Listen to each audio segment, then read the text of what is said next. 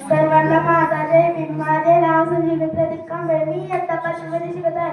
माझ्या शाळेचे नाव जीपा प्राथमिक केंद्र शाळा शिरोली. आज मी तुम्हाला डॉक्टर बाबासाहेब आंबेडकरांविषयी थोडीफार माहिती सांगणार आहे. ते तुम्ही शांतचित्ताने ऐकून घ्यावे अशी माझी विनंती आहे.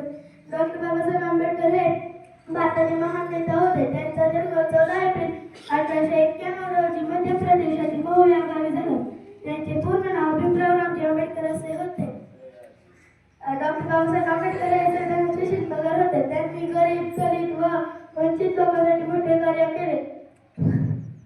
डॉक्टर बाबासाहेब आंबेडकरांनी समाजाला शिका, संघटित व्हा आणि संघर्ष करा असा संदेश दिला.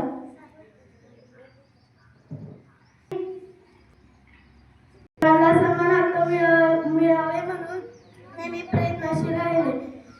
डॉक्टर बाबासाहेब आंबेडकरांचा